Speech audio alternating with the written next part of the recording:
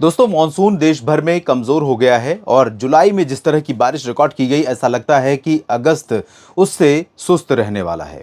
अगस्त में तमाम इलाकों में बारिश की संभावना है। कम से कम पहले पखवाड़े की अगर बात करें तो तमाम इलाकों में बारिश कम होने वाली है। फिलहाल हम इस पर बात करेंगे कि अगले 3 दिन या अगले 5 दिन और 10 दिन के दौरान किस तरह का मानसून का परफॉर्मेंस, किधर ज़्यादा रहेगा किधर कम रहेगा। लेकिन इससे पहले एक बार उन 50 शहरों के नाम देख लेते हैं, उन 50 जगहों के बारे में जान लेते हैं जहां पर तेज़ वर्षा या भारी वर्षा रिकॉर्ड की गई। टॉप 50 रेनियस्ट प्लेसेस जो हैं, तो उसमें सबसे टॉप पर रहा मध्य प्रदेश का जबलपुर, जहां पर काफ़ी दिनों से यहाँ के लोग, यहाँ के मित्र शिकायत कर रहे थे कि बारिश यहाँ पर नहीं हो रही, मानसून कमज़ोर बना हुआ है पूर्वी मध्य प्रदेश के तमाम उत्तरी और मध्य क्षेत्रों में। तो यहाँ पर 168 मिलीमीटर की मूसलाधार वर्षा रिकॉर्ड की गई और झारखंड में, उड़ीसा में 150 मिलीमीटर, कलिम्पोंग में 143, बालासोर में 138, महाबलेश्वर में 106, उलूबेरिया में 106 मिलीमीटर बारिश रिकॉर्ड की गई है। 95 मिलीमीटर बारिश हुई है डायमंड हार्बर में, अंबिकापुर और कैनिंग में 90, 84 मिलीमीटर कोलकाता में, जबकि 77 मिलीमीटर दीघा में, उमरिया में 73, 69 बांकुड़ा में और मांडला में भी 69 मिलीमीटर वर्षा रिकॉर्ड की गई। मांडला भी पूर्वी मध्य प्रदेश का रीजन।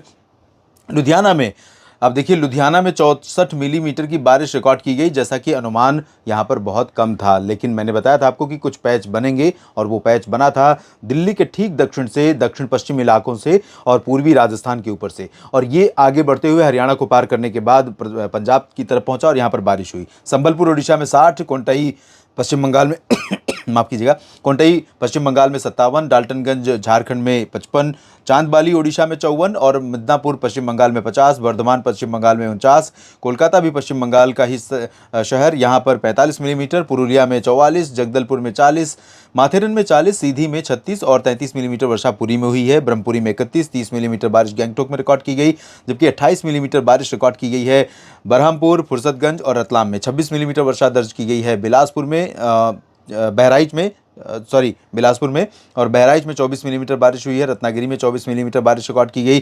23 मिलीमीटर बारिश रिकॉर्ड की गई है बैतूल में, माना में 22 और पारादीप में 22, 21 मिलीमीटर भुवनेश्वर में, गया में 20, सतना में 20, 19 मिलीमीटर भागलपुर में हुई है।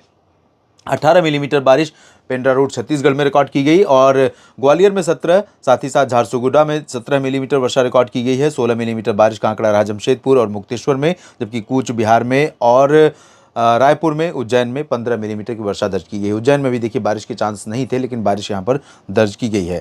और कई बार आंकड़े और कई बार रियल स्थिति में भी अंतर होता है। हो सकता है कि जहाँ पर वेदर स्टेशन लगा हो वहाँ पर अच्छी बारिश हुई हो और जहाँ से आप वीडियो देख रहे हैं वहाँ पर बारिश ना हुई, तो आप कहेंगे कि ये झूठे आंकड़े हैं, ये भी हो सकता है।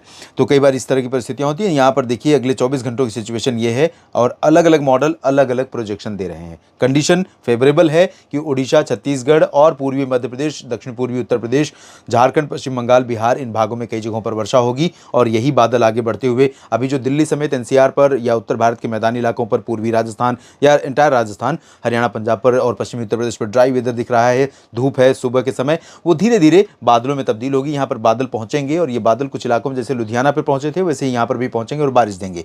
24 घंटों के दौरान ही जीएफएस का मॉडल अगर देखें तो थोड़ा सा डिफरेंट है। यहाँ उत्तर भारत के लिए जीएफएस बिल्कुल भी प्रोजेक्ट नहीं कर रहा है, लेकिन मेरा अनुमान है कि ये गलत है और ईसीएमडब्ल्यूएफ का मॉडल ज़्यादा सटीक हो सकता है। आप भी एक्सपीरियंस कीजिएगा, बताइएगा।